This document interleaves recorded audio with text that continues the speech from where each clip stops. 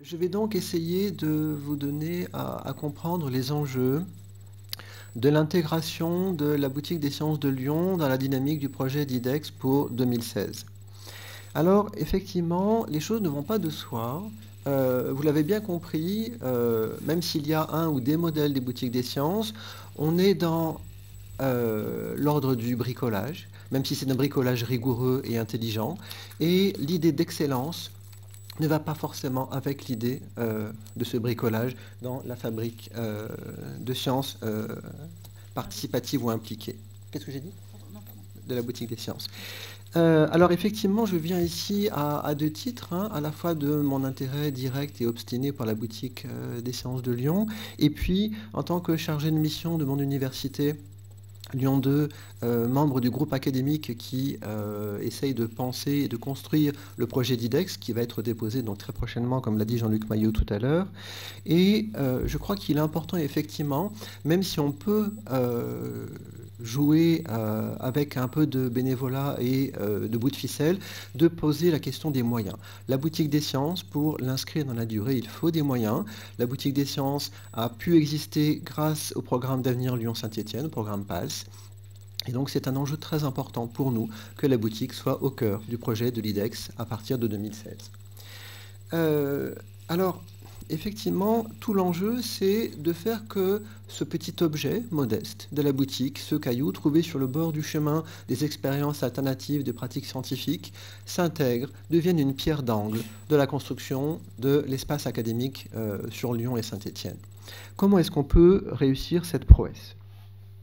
Je vous donne quelques éléments de contexte, je vais aller très vite sur ce qu'est l'IDEX, je vous renvoie au site internet de l'Université de Lyon qui a une page dédiée à l'IDEX. Au bout de 7 ou 8 clics, vous finissez par y arriver, donc si vous êtes patient, vous trouverez les bonnes informations sur les grandes thématiques de l'IDEX.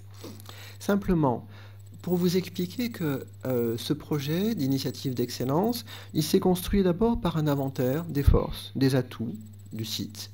Et il a fallu signifier que dans les forces et les atouts, il y avait ce projet expérimental avec des premières réussites de la boutique. Il y a eu pendant des mois une logique d'animation, de pilotage, de débat, de consultation. Et là aussi, il a fallu que président, vice-président d'université soient alertés, parce qu'ils n'ont pas tous, voilà, dans leur radar, une vue sur toutes les expérimentations qui se font.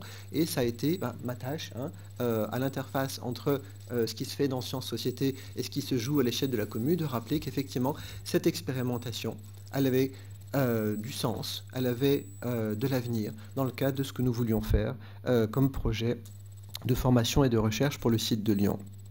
Et puis, l'IDEX a commencé à se cristalliser en 2015 avec l'idée d'une certaine forme de gouvernance, avec l'idée d'une structuration du paysage à la fois recherche et formation, et recherche articulée à formation.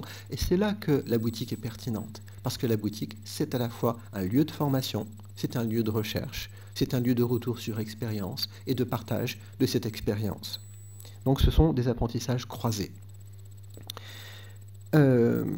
Alors, le projet d'IDEX, il se structure avec effectivement une gouvernance, avec des collèges académiques qui sont des grandes familles de pratiques scientifiques et de formation qui vont essayer d'avoir un regard à l'échelle du site sur ce qui se fait dans le domaine des sciences sociales, dans le domaine de l'ingénierie, etc. Voilà, il y a 8 grands collèges académiques qui commencent à se structurer. Il y a des grands thèmes que nous avons jugés être propres à identifier les atouts du site de Lyon dans le paysage scientifique national et international. On les a vus tout à l'heure sur la biosanté, sur la ville et les humanités, sur les sciences appliquées aux questions d'environnement. Et puis, il y a des grands programmes pluridisciplinaires qui ont été définis. Ils sont au nombre de 13 pour le moment. Et la difficulté, c'est que la boutique des sciences, ça n'est pas un établissement, ça n'est pas une méthode de gouvernance, ça n'est pas un collège académique, ça n'est pas un très grand thème, c'est transversal. Et donc il a fallu, là aussi, faire en sorte que le projet d'IDEX accueille des projets transversaux, des projets qui soient capables d'être en dialogue avec la totalité de la structuration du site. Et donc, nous avons réussi à impliquer cette idée de transversalité, alors sur les enjeux de la pratique des langues, sur les enjeux de l'éthique, de la recherche, et donc sur les enjeux des sciences en lien avec la société.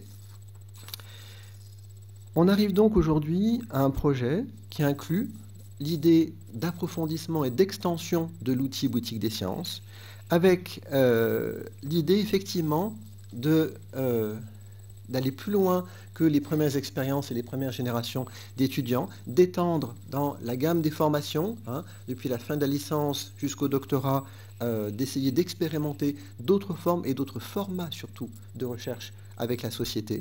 Et puis, on l'a dit tout à l'heure également, un enjeu très important, c'est de faire en sorte que les questionnements, les doutes, les bricolages méthodologiques qui se font au sein de la boutique diffusent beaucoup plus largement vers la société, vers le monde associatif, et plus loin que le Grand Lyon.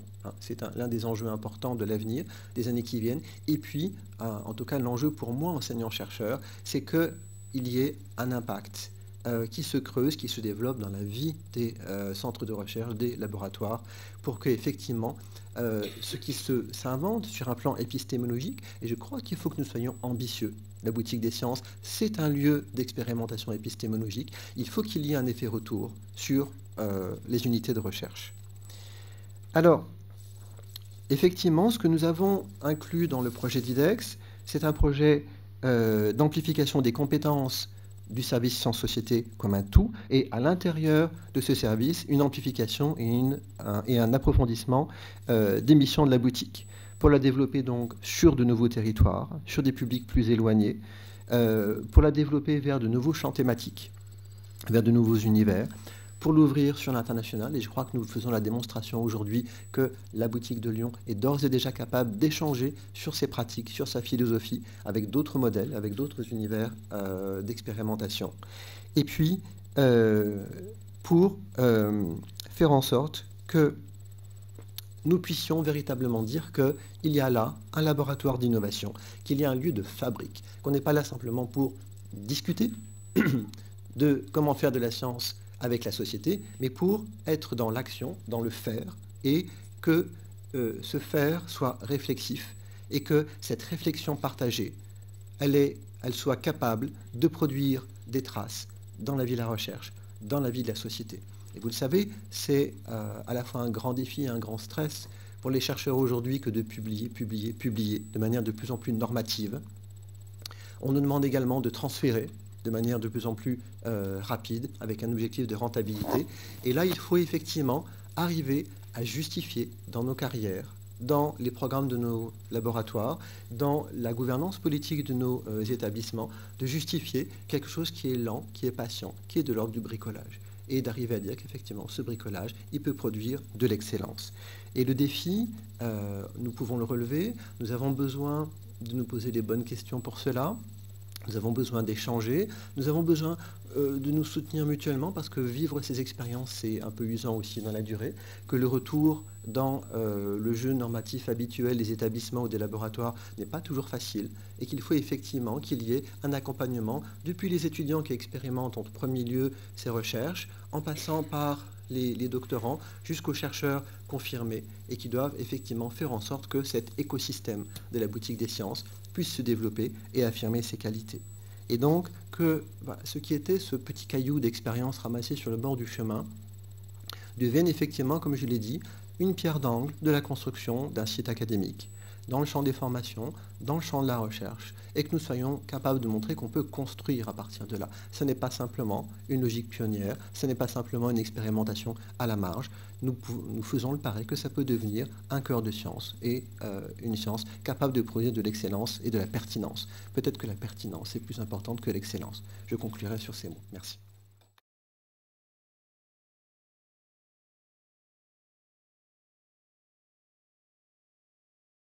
Nous avons rejoint, mais c'est nous pour plus un titre d'exemple que faire cocorico, c'est l'idée de dire que nous avons eu 2 projets européens autour de la RRI, où, comme l'a indiqué Jean-Luc Maillot tout à l'heure, de dire que la Commission européenne, à sa manière, luttait aussi quand même pour qu'il n'y ait pas que des questions d'excellence, avec son concept de RRI, de recherche et d'innovation responsable. Alors il y a beaucoup de critiques autour de ça en disant mais c'est pompeux, qu'est-ce que ça veut dire que la science avant n'était pas responsable, etc. Oui, certes, mais déjà au sein de la Commission européenne, il y a aussi des gens, il y a eu une espèce de village gaulois, entre guillemets, qui s'est aussi battu pour faire comprendre que l'intérêt d'interagir, de coproduire avec la société, que c'était fondamental. Et donc ils ont mis ça dans un packaging, si j'ose dire, un peu classieux, RRI, mais qui fait qu'au moins il y a eu des fonds et ils encouragent à des initiatives nouvelles autour de cette RRI. Rapidement, l'approche de la Commission européenne autour de cette RRI se repose sur 5 piliers, qui est la question de l'éducation aux sciences, rappeler l'intérêt de l'éducation, de l'engagement de la société, public engagement, les questions éthiques, les questions d'open science que nous avons évoquées tout à l'heure, et la question du genre. Donc nous, en tant que porteurs de la boutique des sciences, on a pu le rejoindre de 2 projets. Le projet Enwich, qui s'inscrit dans la continuité de l'activité du réseau Living Knowledge, dont on parlait tout à l'heure, qui est donc le réseau européen et international des boutiques de sciences, avec l'idée que la boutique des sciences était un formidable outil de renouvellement des formes pédagogiques. Donc de dire on n'était pas que dans l'idée de faire des travaux de recherche, de master, etc., mais que c'était une formidable opportunité de proposer des études de terrain, des cas concrets, comme le fait Florence Piron, que tu évoquais tout à l'heure, pour les étudiants. Donc ça, c'est un des projets. Et un autre projet, donc là, le consortium, il est l'Université de Bruxelles, l'Université nationale de Cork en Irlande, l'Université de Sassari en Italie, la Queen's University de Belfast, Cambridge, etc. Donc tout ce consortium-là. Et puis il y a un autre projet européen que nous avons donc obtenu qui s'appelle le Nucleus, et où là il y a l'idée de mettre en œuvre une dynamique RRI, mais à l'échelle de la gouvernance de nos universités. Et avec l'idée qu'il y ait des espèces de cellules qui travaillent sur certains dispositifs, notamment la place des médias, la place du monde socio-économique, le monde associatif. Et donc là, nous, on va, grâce à ce programme, développer des formes nouvelles de liens entre l'université et le monde associatif, et peut-être tester des plateformes ou des comités proches de la gouvernance, espérons-le, où on pourrait faire rentrer aussi toute la société civile. Donc je vous invite à suivre notre actualité en ligne. On en est au tout début de ces projets européens assez ambitieux. Le projet Nucleus, on travaille notamment avec, donc c'est le porteur, c'est l'université Rheinfall d'Allemagne, mais nous travaillons aussi avec l'Association européenne des journalistes scientifiques. On voit aussi qu'il y a des alliances à faire avec les médias, hein, qui se sont un peu éloignés. L'université de Trent, l'université d'Édimbourg, l'université d'Aberdeen en Écosse, Nottingham, l'agence sud-africaine pour la science et la technologie, aussi avec en Chine l'association pékinoise des sciences et des technologies. Voilà, donc un grand consortium international dont on pourra vous rendre compte plus dans 1 an, je pense au moins. Voilà pour vous dire que c'est aussi promu par la Commission européenne, et je vous invite à être attentif aussi à ces appels à projets qui peuvent encourager ce genre d'initiative.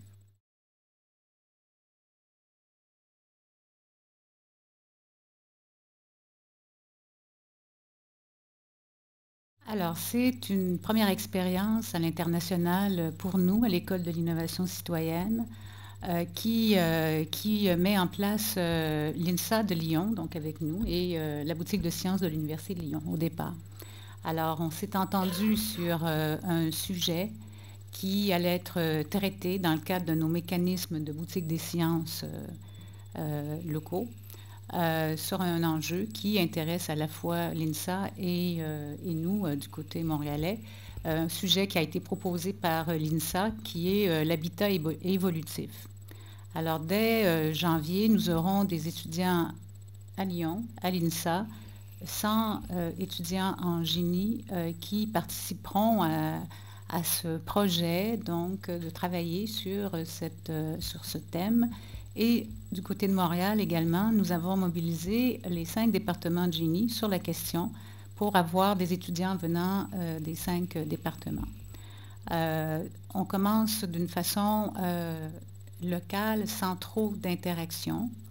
C'est une première expérience. Si on veut être rapidement dans l'action, donc on le fait de cette façon-là, le plus simple qui soit, mais dans des cheminements qui se comparent l'un avec l'autre.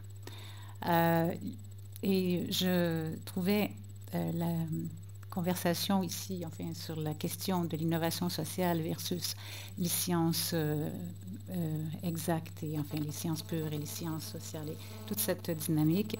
Eh bien, vous savez que chez nous, on a les mêmes questionnements et les mêmes défis. Et un projet comme celui dont je vous parle, qui peut paraître assez simple en soi, peut avoir une certaine portée si on veut bien lui donner une portée. Et pour ma part, et je regrette que Sonia soit déjà... elle a quitté malheureusement parce qu'elle aurait été ici pour en parler avec moi. Alors, vous aurez la chance peut-être de lui en parler à un autre moment. Je disais donc qu'on peut avoir des ambitions pour ce type de projet parce que justement, on a à l'INSA comme chez nous à l'ETS une ouverture, une volonté à travers nos boutiques de sciences d'amener les disciplines les plus larges possibles. Donc vraiment un éventail de disciplines sur ces problématiques. Et donc un projet comme celui-là qui démarre avec une première expérience relativement modeste pourrait être un lieu d'expérimentation des multiples disciplines sur des thèmes de toute façon qui pourraient être résolus, nécessitent les croisements des disciplines. On a, je crois, aujourd'hui comme jamais, besoin de mettre en place ces croisements, cette interdisciplinarité qui, comme vous le savez, a été évoquée pour la première fois par Edgar Morin, qui mettait cette question-là vraiment en avant-plan. Et aujourd'hui, de toute façon, les enjeux de société, ils sont multiples, ils sont d'une complexité si grande qu'il est impossible de résoudre les grands enjeux mondiaux, qui sont aussi locaux, sans la mise en commun de ces savoirs venant de toutes les disciplines.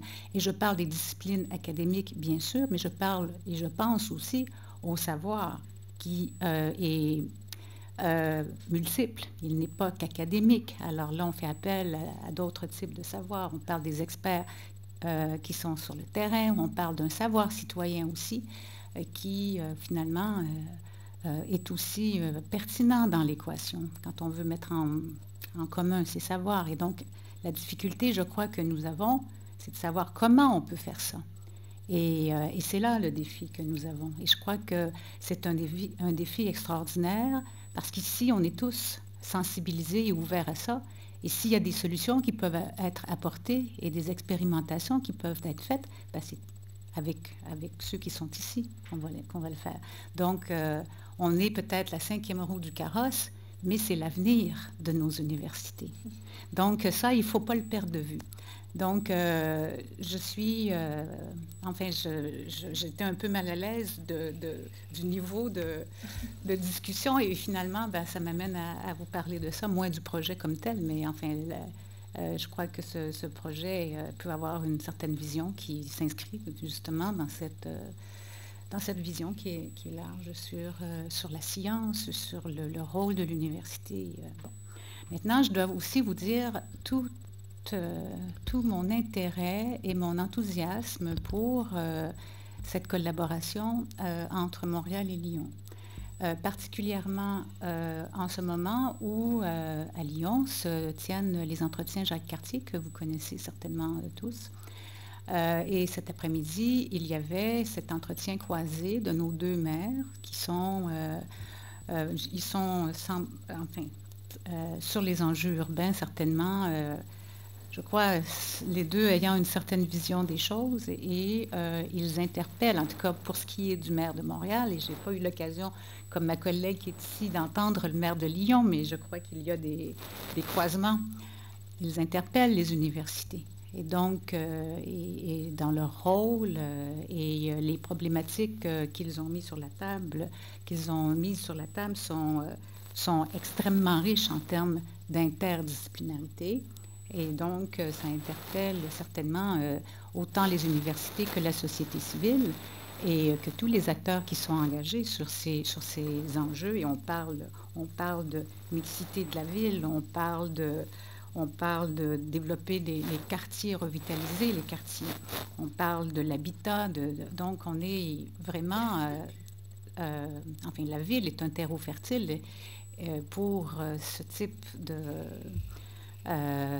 collaboration interuniversitaire, interdisciplinaire, intersectorielle, internationale. On est vraiment dans cette dynamique. Alors, donc, voilà, on a un projet qui démarre, mais que je souhaite à la hauteur des ambitions que nous avons et qui pourra, j'espère bien, connaître des suites.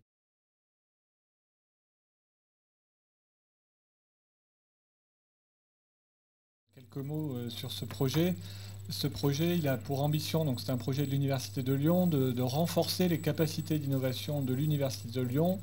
Et je m'arrête à innovation et je ne détaille pas lesquelles. Toute innovation sans découpage, saucissonnage de l'innovation X, Y ou Z, c'est l'ensemble des problématiques d'innovation et des capacités d'innovation de l'université qui souhaitent être renforcées à travers ce projet, avec peut-être une spécificité, c'est de mettre au cœur du projet les étudiants, les talents étudiants, et de valoriser ces talents en partenariat avec le monde socio-économique.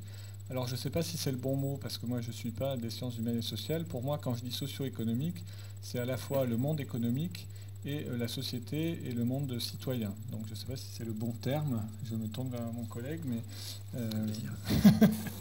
je tiens à le préciser parce que c'est extrêmement important dans la définition de ce projet.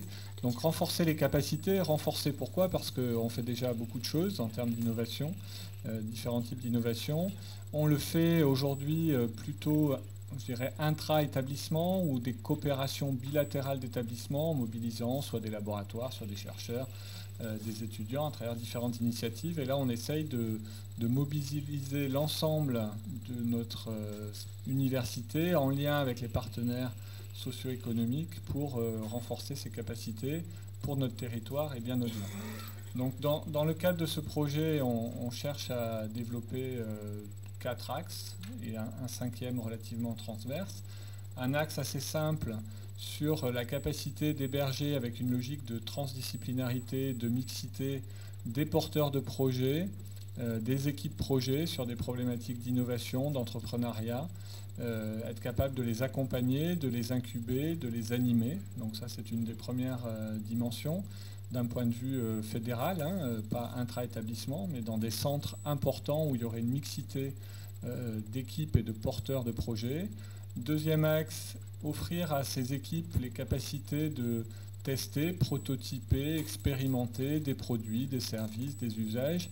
Et au-delà de ce que certains voient tout de suite, ah bah oui, c'est des plateformes techniques, c'est des Fab Labs, il n'y a pas que ces dimensions-là. Et typiquement, le service de Florence, Sciences et Sociétés, et à travers la boutique des sciences, on a comme élément de focus également la question des Living Labs, la capacité à mobiliser des usagers pour contribuer à définir des produits, des services, des solutions, quelles qu'elles soient, être capable de les mobiliser, être capable de mobiliser les campus comme terrain d'expérimentation également, puisqu'on a une grande richesse sur le site de l'Université de Lyon en termes de diversité de campus, et au-delà, mobiliser les métropoles qui sont associées à ce projet. Et là, on rejoint les dynamiques avec nos métropoles comme acteurs également de l'innovation et des liens entre université et innovation. Troisième axe, des problématiques de créativité et de nouvelles façons d'apprendre et de travailler.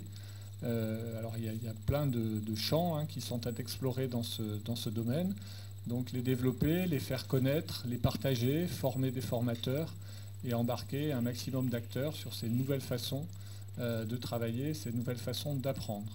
Et le dernier axe qui est autour de l'événementiel et de l'animation, mais toujours avec une idée de changer d'échelle, de renforcer les possibilités de rencontre entre des sphères qui aujourd'hui sont relativement cloisonnées, donc toujours dans une logique de mixité, de pluridisciplinarité, de décloisonnement des acteurs, qu'ils soient académiques ou socio-économiques. Donc 4 grands axes, des investissements dans des lieux qui aideront à porter ces différents axes, et puis toute une logique à mettre en place d'organisation, de structuration de notre système académique pour répondre à ces enjeux.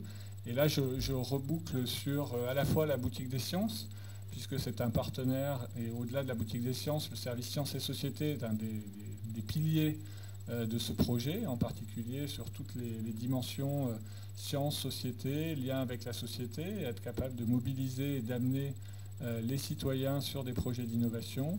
Et puis, par rapport au projet qu'on vient d'aborder avec, évidemment, Montréal, on est sur plusieurs dynamiques, puisqu'on est sur de la créativité, de la mobilisation de capacités de nos étudiants pluridisciplinaires. Alors même si sur cette première expérience, en tout cas côté Lyon, on est sur une école d'ingénieurs et d'architecture, on n'a pas associé l'école des beaux-arts, on n'a pas encore associé des écoles de design ou des historiens, etc. Mais c'est des choses qu'on vise et qui s'étendront. On débute déjà avec un petit noyau pour tester et expérimenter le format. Ce qui est extrêmement intéressant, évidemment, sur ce projet, c'est qu'on alliait également la dimension internationale avec 2 métropoles. Et puis, évidemment, on envisage de faire rencontrer ces publics, ces étudiants, et d'aller au-delà de seulement une expérience une fois, mais d'en tirer des conséquences pour d'autres schémas, d'autres expériences, dans le cadre de ce projet global et qui s'inscrit, on ne l'a pas mentionné tout à l'heure, mais bien entendu qui s'inscrit dans le projet IDEX comme également un des projets transversaux. Et donc ce projet inclut ou implique très fortement la dimension sciences et société, boutique des sciences, va impliquer d'autres acteurs, comme Billy's, c'est-à-dire l'entrepreneuriat étudiant. Et donc il y a tout un, on va peut-être pas l'aborder là, mais il y a toute une dynamique également autour des étudiants entrepreneurs qui se développe de façon transversale au sein de l'Université de Lyon, qui est aujourd'hui, on peut le dire, un exemple au niveau national sur cette dimension-là, et une vraie réussite du programme Lyon-Saint-Étienne à venir, du PALS. Et puis, il y a d'autres acteurs plus académiques, il y a des acteurs de la valorisation plus classiques, il y a des chercheurs, des associations, donc il y a tout un écosystème qui se met en route, qu'on mobilise autour de ce projet, donc un projet qui, une précédente réunion m'a dit, mais du coup, quand est-ce que ce projet se termine? La réponse est jamais. Ce n'est pas un projet qui est là pour se terminer, c'est une dynamique qu'on souhaite impulser, ou je dirais même renforcer, et on espère qu'elle ne s'arrêtera pas.